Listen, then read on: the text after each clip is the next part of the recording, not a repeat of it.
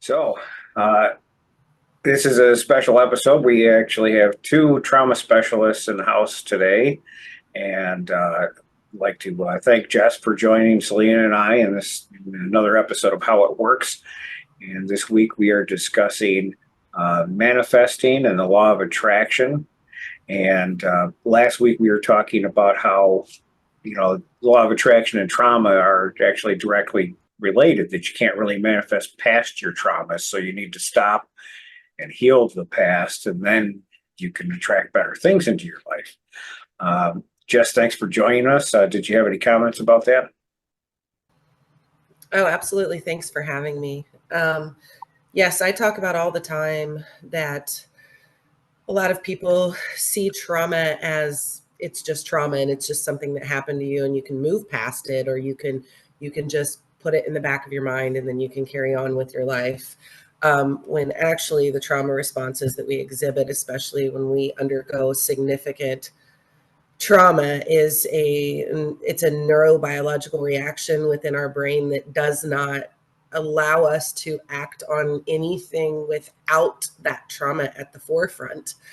um, and that's not something that you can move past. It affects you physiologically, it affects you emotionally, it affects you spiritually, it affects every part of your being. So until you are able to really work on that specific trauma or traumas and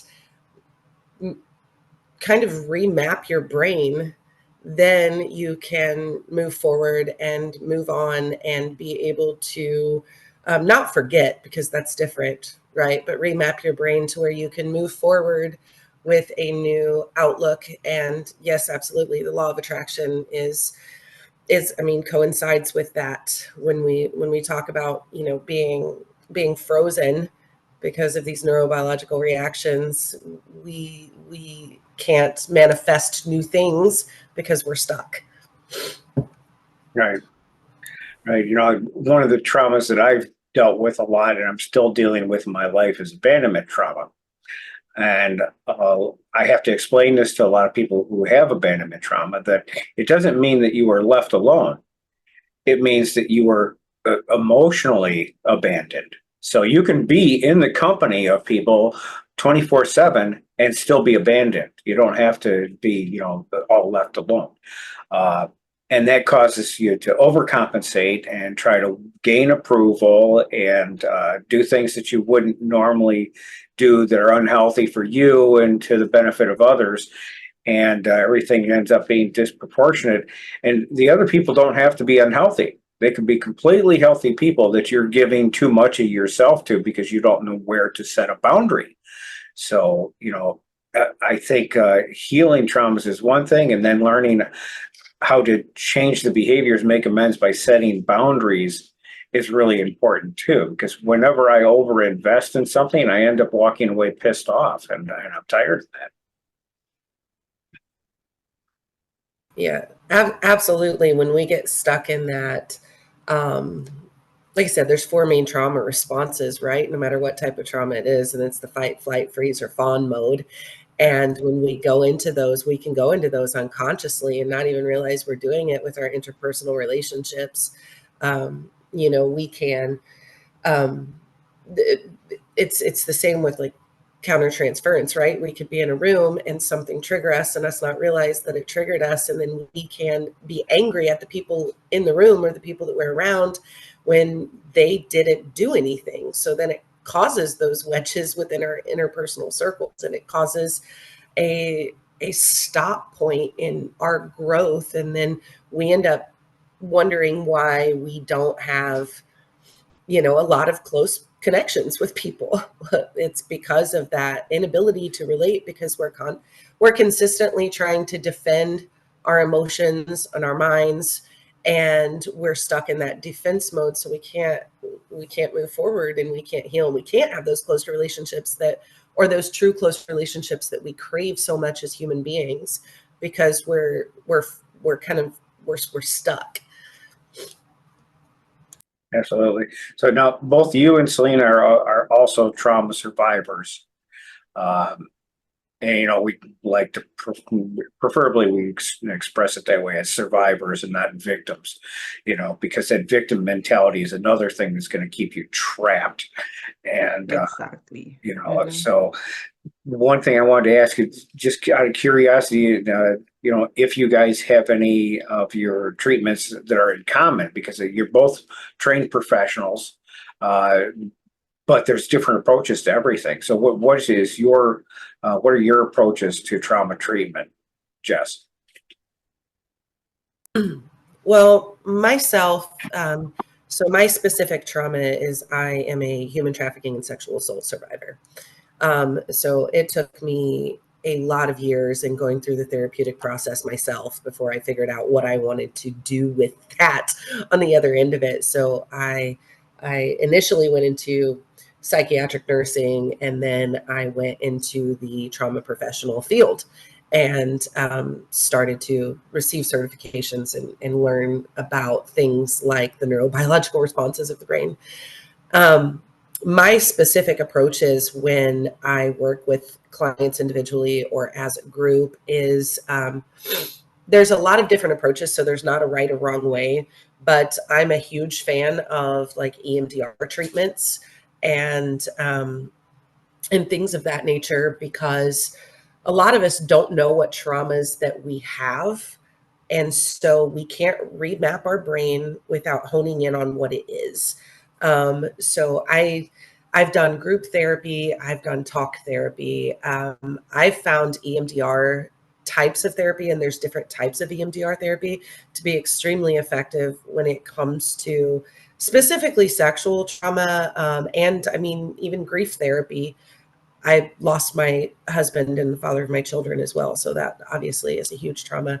Um, but I found that to be very effective only in the sense that in order to pinpoint those things, that your brain gets in this mode, especially if it's pre-developmental age, that the trauma first occurs, that your brain gets into this mode of it wants to block everything out. And until you can remember, until you can bring those things to the forefront of your brain, you can't begin to work on them because you don't know what you're working on. And so I'm very fond of like EMDR type of hypnotherapies only for that reason, is it allows those memories to come forward in a safe way and in a safe space, to be able to be um, properly and safely approached, if that makes sense. Yeah, and so same question for you, Selena. What are your approaches? I know that you do the rapid transformation therapy. What other approaches do you have for trauma? Because I know you have more than one. Yeah, as Jess said, there are a lot of different kinds of approaches, and it depends also on the client, the person you are engaged into, and there is no specific, there is no universal approach that I can say, oh, it works for everybody. I am very intuitive, and I always scan the person in front of me, or either it's face to face or online. Yeah, along the way, I can feel the energy of the person. Like, well, it depends. If the person is open and ready, I can feel that. But some, they are very close and they are so limited in their energy. I think Jess can relate to that. There are people, they know there is something and they want to seek help, but they are not ready for it. So this is very complex work, right? Because we have to really feel the person, because every person is unique and different. And it is also very challenging to find the appropriate technique or approach. So yeah, I could not give you a specific answer to that, chef, but I think you know what I meant. Like when we started, there was a whole exciting story. That is also what happened to my clients. this is really, really complex. So mostly, if the client is not totally open, I suggest a very simple and common way like meditation. Start with a short test possible. Start with 1 minute and then increase to 3 minutes, 5 minutes. If they cannot do that, then there is nothing to work on. Yeah, and what I've noticed is there's a direct connection between empathy, intuition, and self-awareness. That these things, you're developing emotional intelligence, and the more emotional intelligence you have, the more you're capable of relating to other people. And that, I think, is what people need more than anything. In order to get an open dialogue so that the healing can begin, you need to be able to relate, not just know things from a book. Book knowledge is really, I don't see it as being very effective in these situations. Yeah, the key knowledge that I've learned along my RTT process is Marisa Peer always said, understanding is power. And then it reminds me of everything that happened in my life, that every event in life is a code. In that code, we have to crack it, but we can only crack the code if we are in our full awareness. Otherwise, we operate on autopilot and we could not understand why is it happening, and we ask the wrong question. Why is it happening to me? Why I am always unlucky? Why people are so cruel? But then if you understand, you will reframe the question, and you will develop the kind of knowledge, and you will ask, what can I do to pass this? So I have a question for both of you. And again, the topic is manifesting.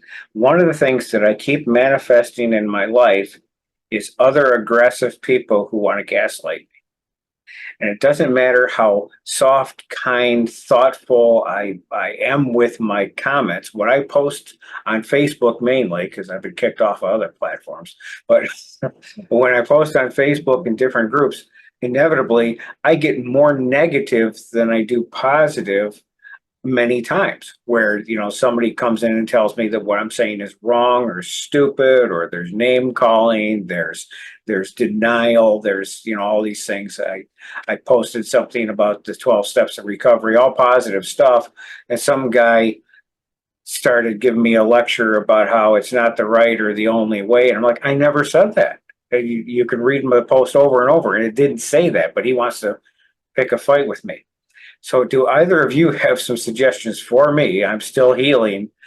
What can I do to either manage these, what I perceive to be attacks, manage them better, or attract them less?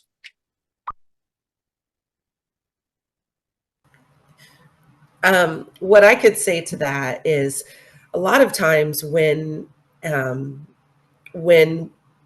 we begin to learn how to manifest and we begin to learn how to interact with other people in a healthy way, one of the most elementary things that we learn, but it's also one of the most hardest things that we learn as trauma survivors, is to breathe.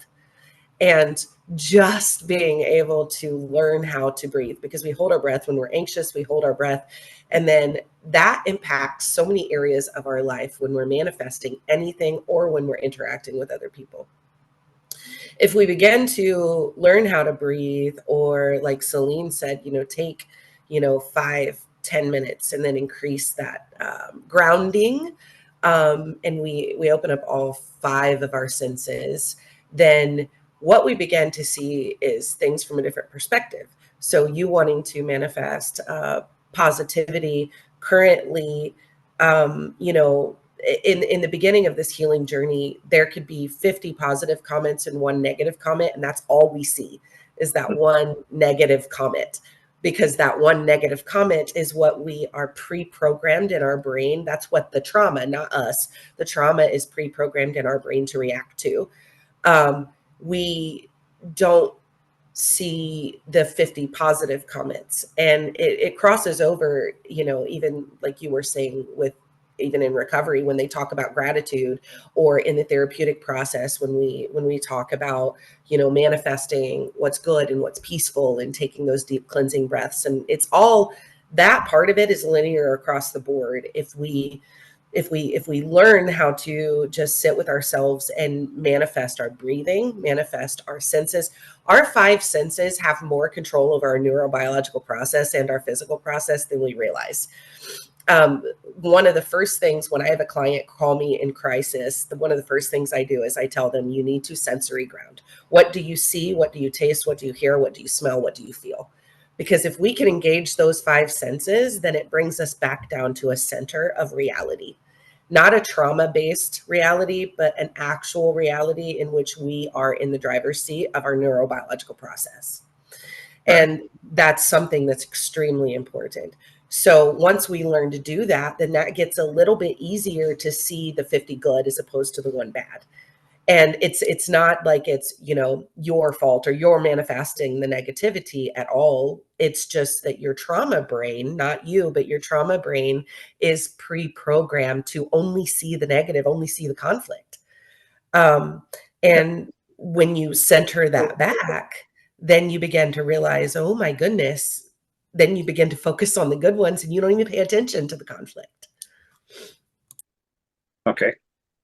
Now I want to put something up on the board here. I'm going to do a quick share screen. Let's see. Share, bang. So I don't know, Jess, if you've seen this. I know that Selena has seen it. This is Bashar's 7 Steps to Manifesting, and I have found these to be one of the things I consider to be a universal truth.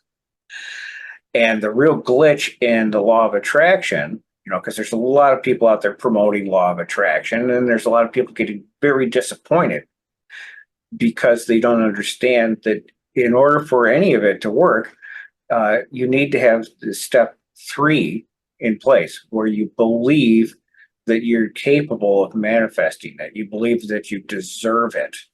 We're only capable of creating what we feel we genuinely deserve. So, I could become a millionaire overnight if I believed it. I don't. And so I haven't. But it's not that I don't like to, it's just that I have these things we call limiting beliefs. So now, have you seen this chart before, Jess? Yes, I have, and I think that it's very true, and it's very powerful. And what you said, I completely agree with. And it goes back to what Celine was saying earlier.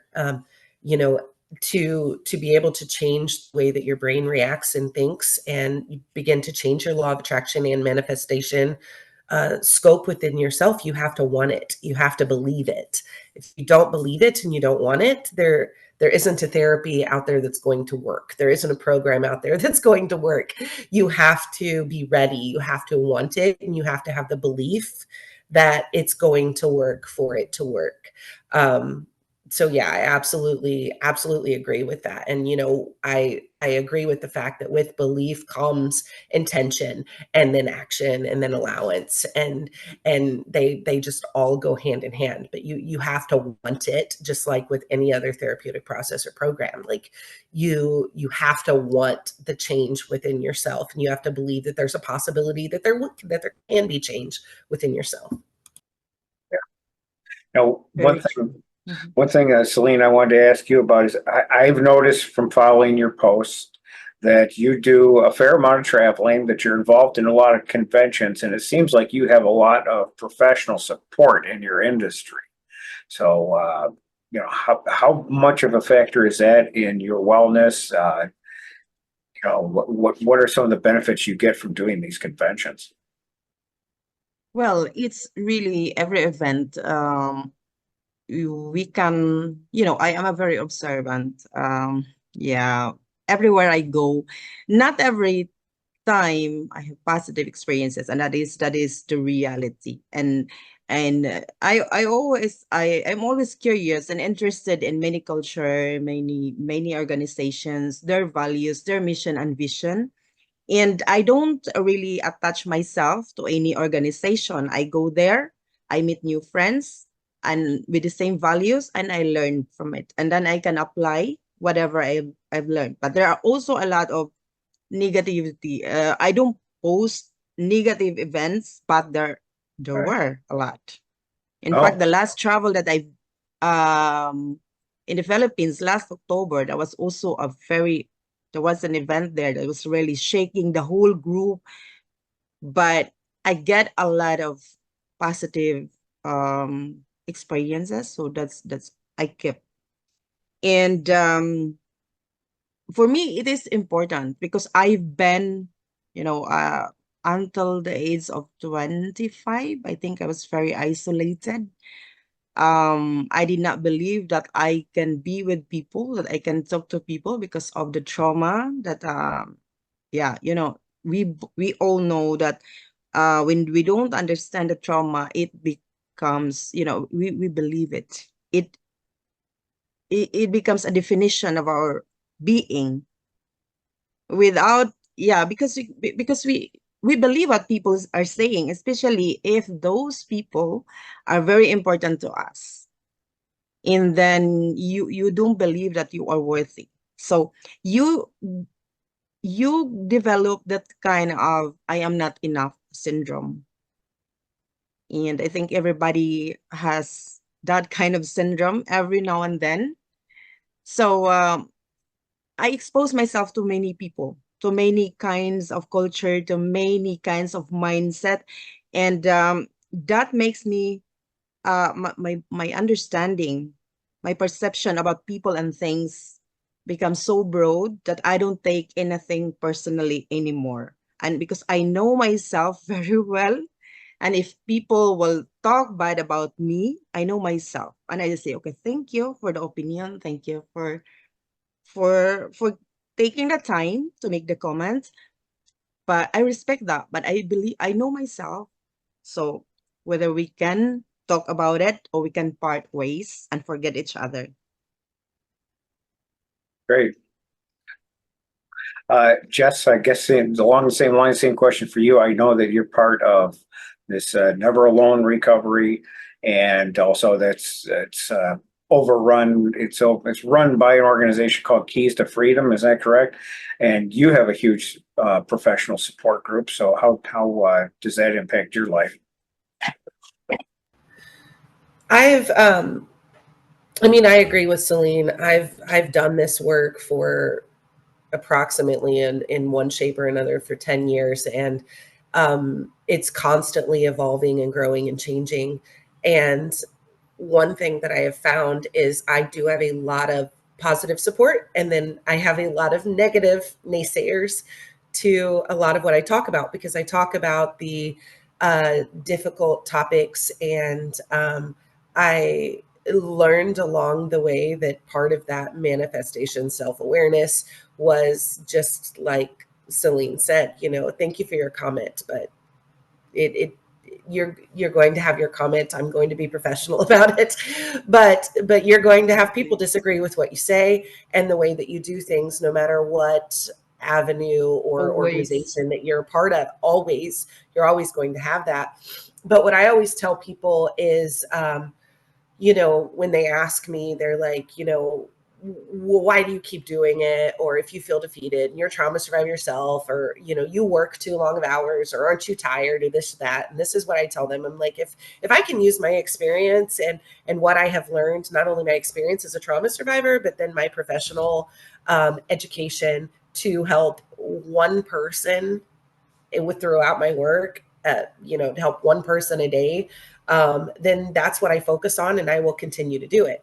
And throughout the course of, you know, my professional career, you know, those supportive organizations have changed quite a bit because of that. Because, you know, unfortunately in this field, if you want to be a change maker, then you ruffle a lot of feathers along the way, which I'm sure that Celine can attest to.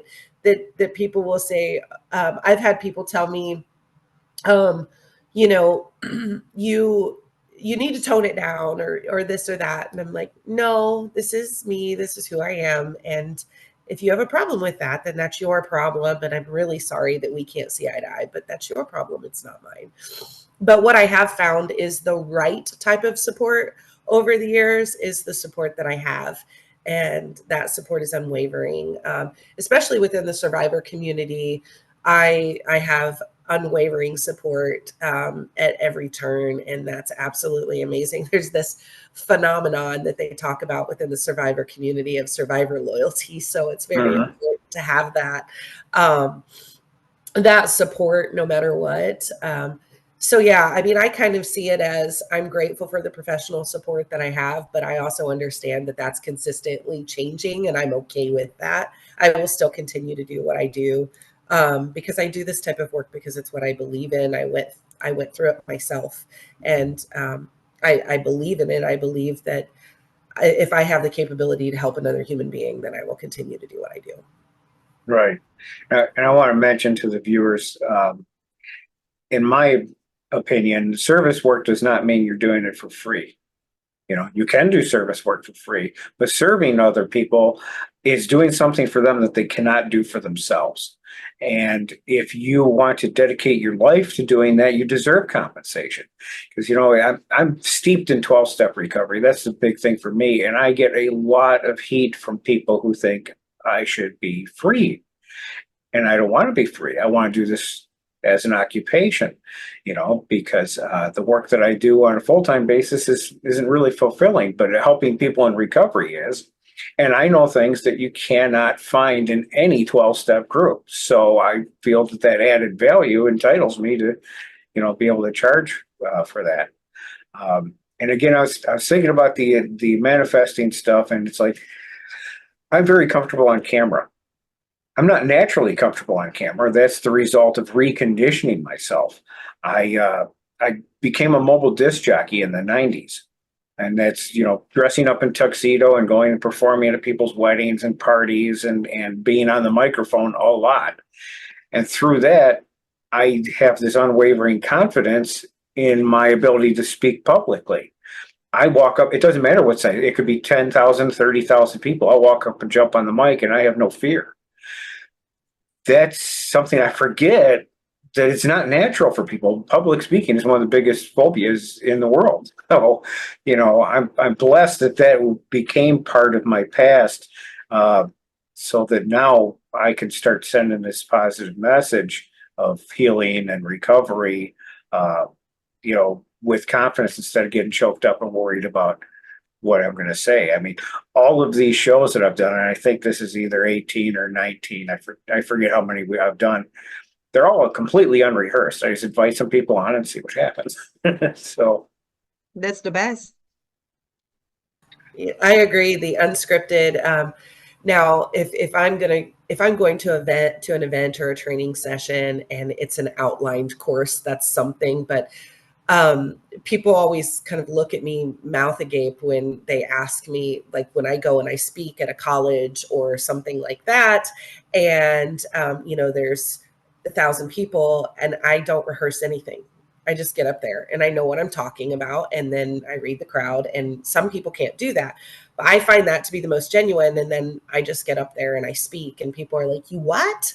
And I'm like, "Well, that's the most genuine, and I've done it for a while, so I'm able to get up there and to do that." Now, like I said, if it's a specific topic or training session or something like that, obviously that is an outlined type of informational message relayal. But when I speak publicly at rallies or at higher education institutions or things like that, I never script that. I try to keep it as genuine as possible because I don't want people to see me as just another suit that's came to speak to them. That's really important to me throughout my professional career. Like, I want people to see me as a survivor like them. I want people to see me as someone that, you know, 10 years ago was sitting right where they were sitting, trying to learn everything they can about how to fix their brain. So I believe that that genuine realness is what people crave. yeah, and both of you ladies come across as genuine, authentic, mindful, present, You know, I'm talking to the real you. I'm not talking to a stuffed shirt that has a bunch of canned responses. You know, so I appreciate that. Thank you for being present. Um, Selena, what would you like to tell us? Is there anything you can teach us about how manifesting has worked in your life? How you've manifested your beautiful surroundings and the living situation and the life that you've had, uh, from being someone who was, you know, severely traumatized to someone who is, you know, clearly doing well. You're successful in your life. So, what were the things that you think uh, helped you manifest that? I do believe, based on the list of Bashar, number 7, allowance, the word detach. That is very important learning for me, because we can want anything and everything in the world. And yes, of course, belief, that is the top one. But you have the belief, but then you don't detach from obsession of when do I get it? Why I'm not getting it? Because along my journey, I look back like more than 40 years. It took so long. But then I just keep going step by step, day by day, and I did not, I did not realize that I've gone so far in my life when I look back to where I was before, where even my parents told me, you cannot become anyone. We are family of farmers and poor, and we will be like this forever. There Mm. is no other world outside in this community. And that was, I believe that, okay, maybe this is, but at the back of my mind is, no, there must be more. There must be more than that. And my parents called me a rebel, because why do I have different thinking? Where I did not know better at the time, being raised in the mountains and all farmers around. And I wanted to see vehicles, because there was no, yeah, the first 5 years of my life, I have never seen a bicycle. Mm. And then one one day, my aunt took me to the market, and I was like, what is that? And what else? What else there is beyond the mountains? And then my curiosity, like, it didn't stop. And then it was a long journey, and until I ran away at the age of 7. And I'm not gonna talk about that because it will take forever. But yeah, from that point to where I am now, well, I'm still learning, of course. Learning is a lifetime process. But yeah, I detached the obsession. I know there is more. I know I wanted more, but I just live my life day by day. Now I realize that. And I believe, Jeff, that is also really very important, because every one of us, there are points we believe, oh, we deserve that. We're not that bad people. But then how do you process it? Your belief, your desire, and then you want it now, right now. Why not yet now? Like I was in an event, and there was example of, like, how do you manifest? If you go to a restaurant, your favorite restaurant, you order your favorite food, and then you wait. You are not going to the kitchen and ask the chef, when do I get my food? Can you make my food as I want it? What do you think the chef will do Right. if you do that? So that's the same with manifesting. You know you want that, you believe you deserve that, and just relax, sit back, detach, give allowance, give it to the universe. Very good. And so, yeah, I mean, realistically, if you didn't have that belief, if you didn't have that desire, again, you know, pointing to these steps of manifesting, you could potentially still be a simple girl living in a farm village in the Philippines and not in this beautiful home in Belgium. I mean, it's a huge distance. It's a huge amount of personal change that you've gone through, or you could be, you know, status quo, just fold into the family dysfunction and stay stuck. You wanted more, you sought it, you believed in it, you you did the things necessary to create it. You're patient and you let go of the outcome. And so that, I mean, that basically describes all these steps of manifesting. And, to me, detachment is willful acceptance. It's like accepting something before you get attached. Be making this conscious choice that I'm not going to let myself get hung up. I'm going to place a boundary on this so that I can accept any outcome. And yeah, that's really important. And I'm still working on that myself because I would like to attract much more into my life than I have been. But you nailed it. It's like I'm so impatient. It's like, why hasn't it happened yet? I've been working so hard, I'm doing all this stuff. Why does this crap keep happening to me? And then I get in that victim mentality and I attract more things to be pissed off about. I know I'm doing it to myself, but it's something that I'm actively trying to change. So thanks. It was an excellent summary of how you apply it. And Jess, same question for you. How do you apply manifesting in your life from, and describe it from where you came from and where you are now and where you're going with it? So one thing that someone told me a while ago is stop asking why and start asking how. And something as simple as that phrase, like stop asking why, because we as humans, I think we all get caught up in the instant gratification. Like you said, like I want what I want when I want it now, and the impulsivity of everything. And when we stop asking why and we start asking how do I manifest this? How do I center myself? How do I approach this conflict? How should I do this? And we even something like I stated before, one thing that I learned that I did not know before. So I got out of the situation that I was in when I was 16, but I didn't start the therapeutic process or even disclose to anyone until I was 30. So well into my 40s now. I mean, over half of my life, I again was just running in a consistent 24-hour a day trauma response mode. So I didn't know how to behave in life. I had no idea like how quote unquote normal humans behaved. I was just trying my best to survive each day.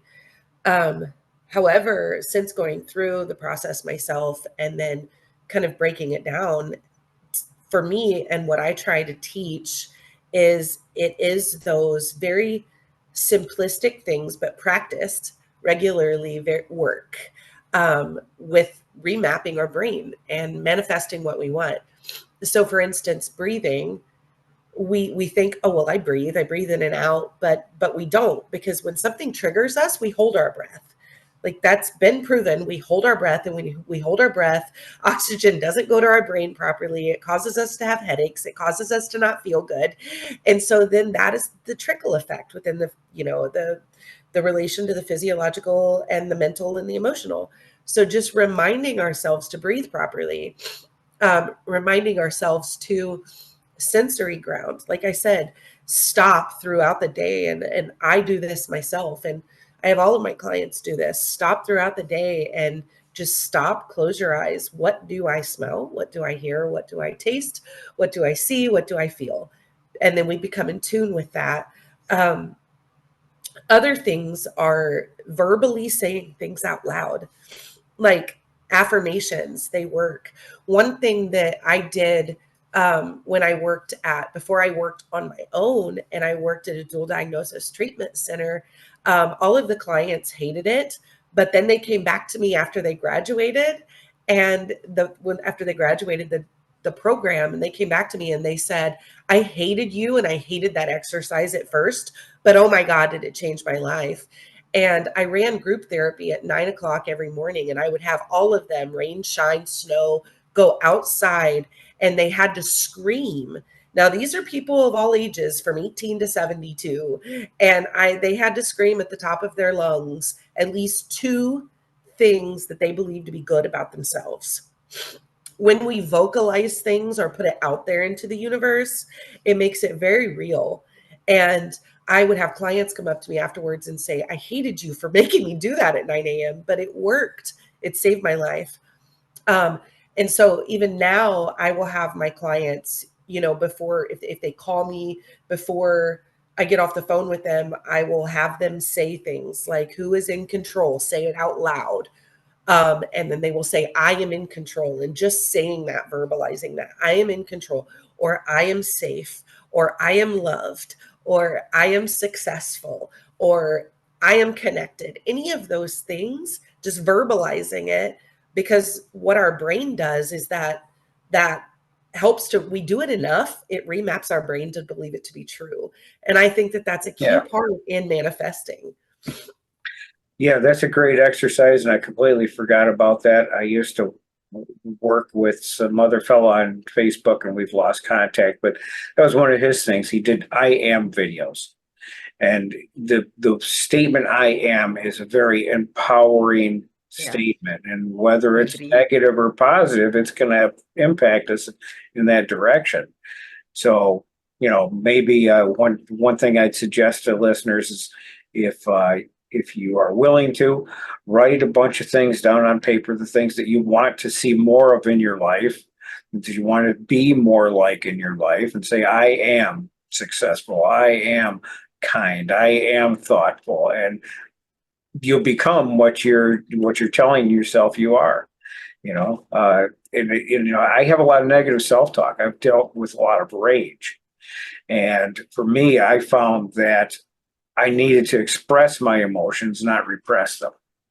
So I actually encourage people, if you have a lot of anger in your life, you're at a low vibration and you need to release that stuff so that you can get into higher vibrations. And I encourage rage therapy. Go out and sit in your car and scream at the top of your lungs. Say everything that you're upset about. Get it out of your system. If you can't do it in the car, do it in the garage. Scream into a pillow. Something. Get all your anger exhausted, and then you might have an emotional breakdown, or you might experience, like a pink cloud, because of this great release. It's very liberating to get these things out of your system, because anger eats at me until I get rid of it. And so, for me, I'm addicted to peace now. I'm trying to get as much peace in my life as possible, because I know that's when I'm at my healthiest. And doing things like this podcast really helped me, because it helps reinforce my belief system that, yeah, I am on the right track, that I do have people in my life who can relate to me, and I'm not completely out of my mind anymore. So, all right. So, Yes, go ahead. I want to emphasize what Jess said about breathing, how powerful it is. It can save your life. I mean, that's big because, we are still human. We have triggers. And then if we always use the fraction of time and space and take a deep breath for whatever situation we have, taking a deep breath is getting back into your senses.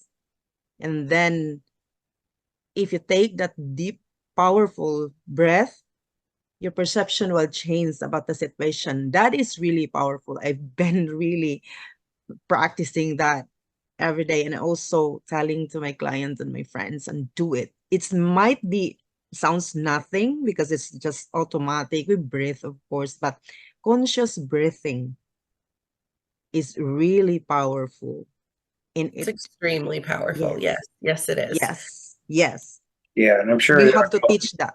That is the very first simple step in recovery, in transformation, whatever, just conscious breathing. Yeah, I can definitely Thank you, apply that. Jess, for sharing.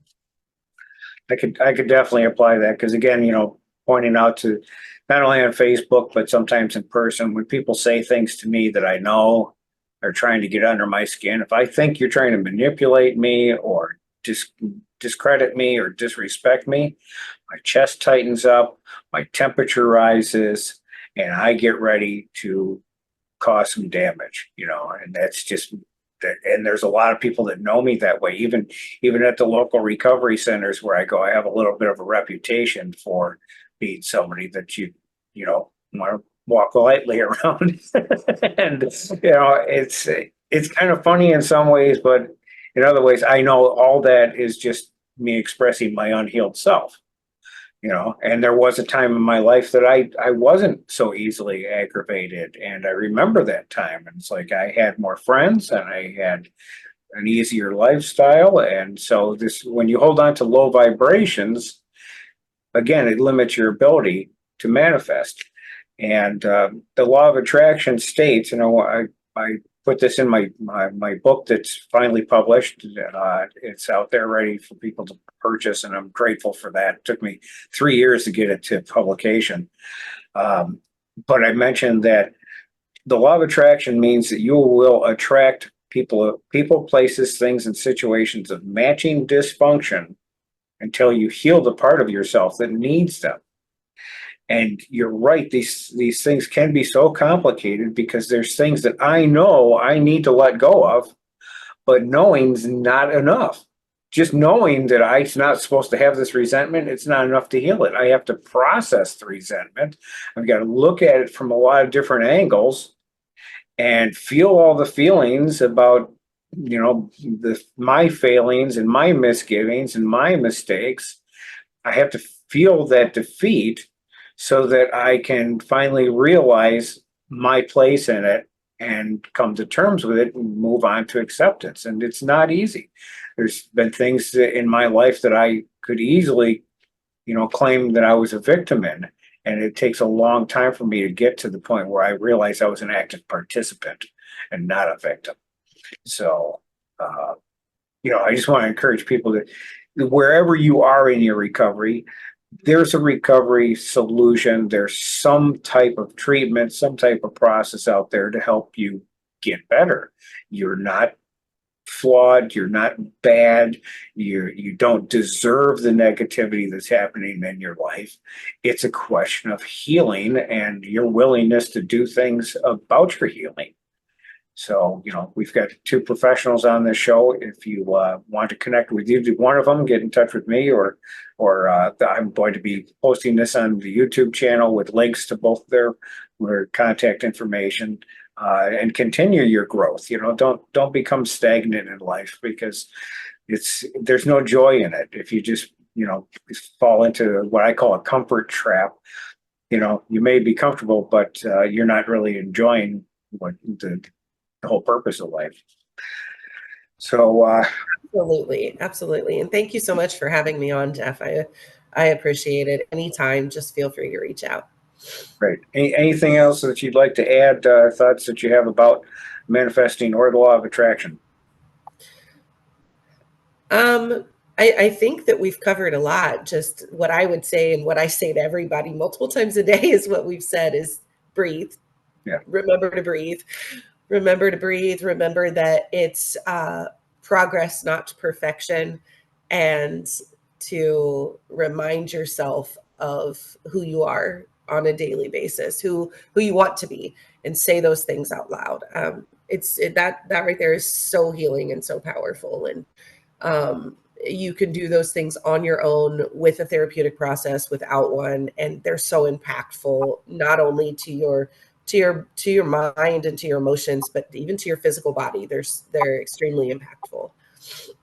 Right. And that's another thing. We need to be proactive in our own healing, whether you're going to, be in therapy, recovery, both, any combination of professionals. And there's so many treatments. There's so many self-help and things out there, and there's these 8 different areas of wellness that all need attention: your fitness, your intellect, your emotional state, so there's a lot of different approaches to personal growth, but requires patience, consistency, and the understanding that at no point are you a bad or flawed person because of where you are. It's just, how things turned out at this point.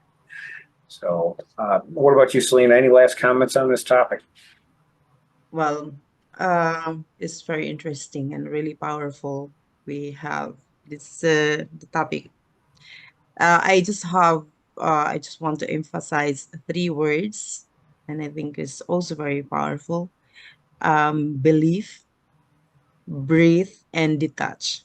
Yes. Okay, great. Well, that does cover a lot, and I appreciate both of you. It's been very nice.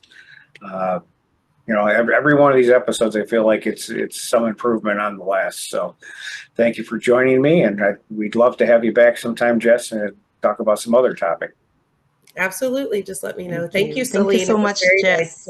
thank you. And thank you, Jeff, for having me. Of course. Keep in touch. Okay. It's very interesting. We have to keep in touch and do this again. Yes, Jeff, yes, absolutely. I agree. do it again, because I'm still, we had a lot of interesting topics and we learned a Yes. lot. And you Yes. see, Jeff started with belief and Jess breath, and I was like detached. You see how powerful it is, and Yes. I think I want more on this. Yes. Let's do this again. Very Yeah. much so. So yes, I will stay in touch. And Jeff, I would love to come back on at any time. Great. All right, Lace, you have a wonderful afternoon. Thank you. Thank you, and we'll see you all soon. All right. Thank Bye. you so much. Bye, Thank Jeff. you. Bye, Jess.